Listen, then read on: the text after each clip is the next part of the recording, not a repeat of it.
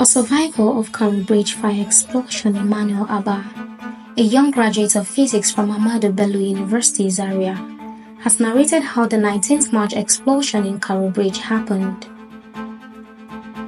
Speaking from his hospital bed in an interview with Dele Anufi, Abba recalled his harrowing escape, with his wrists barely attached and a leg broken. He described his survival as nothing short of divine intervention. He attributed the cause of the explosion to the Dangote truck, which lost control in a traffic jam on the road, leading up to a CNG tanker that also lost control and finally exploded.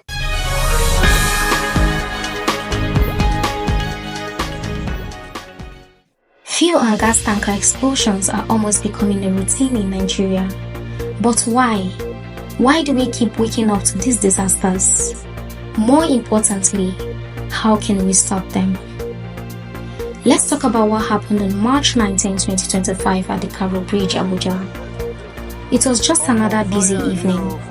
People closing from work, markets still buzzing. Then suddenly, the sky turned red, flames shot up, people ran, cars, homes, and dreams went up in smoke. The cause? A gas tanker explosion, just like the ones before it. And this isn't just the one-off. Between 2020 and 2025, at least 555 people have died in fuel tanker-related explosions. Just last year, 28 major tanker accidents claimed 468 lives, the worst numbers we've seen in over a decade. This spike in fatalities coincide with the removal of the fuel subsidies, suggesting a possible link between economic hardship and increased desperation of citizens. So again, we ask, why? Nigeria's fuel distribution system is outdated and dangerous. We move fuel mostly by road, with old, poorly maintained tankers carrying highly flammable products across bad roads. Meanwhile, pipelines, arguably a safer alternative, are either abandoned or vandalized.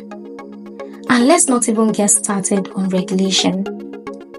We have agencies like Nigerian Midstream and Downstream Petroleum Regulatory Authority and the Federal Road Safety Commission. But how many times do we hear about them enforcing safety rules? We see fuel stations pop up in residential areas, next to schools, even inside markets. We have heavy-duty trailers and equipment moving on the road in the daytime, and even getting stuck in traffic with smaller vehicles. It's like waiting for a disaster to happen.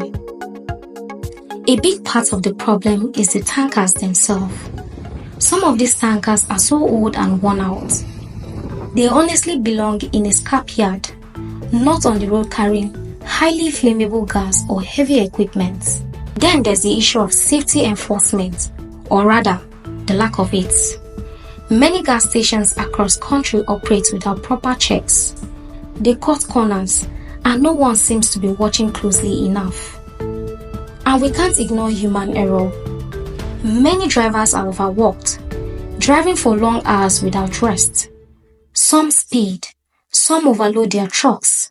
It's a dangerous mix when you're carrying fuel. And finally, our roads. Nigeria's roads are filled with potholes and narrow, poorly designed roads. These conditions don't just cause accidents, they make every accident worse. At this point, we cannot keep pretending to be shocked when these disasters happen. If nothing changes, more communities will burn, more lives will be lost. First, we need to enforce safety regulations. Every fuel tanker and gas station should meet strict safety standards. No excuses. Second, we must stop building gas and filling stations near homes. There should be at least a 2-kilometer gap between fuel stations and residential areas.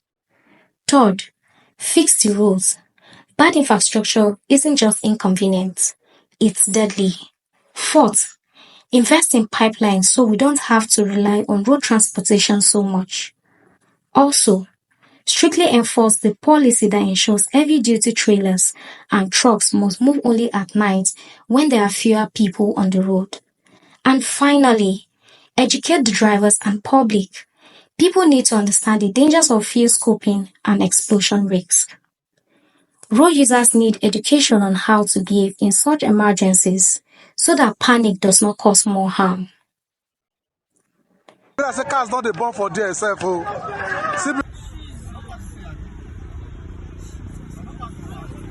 Share this message.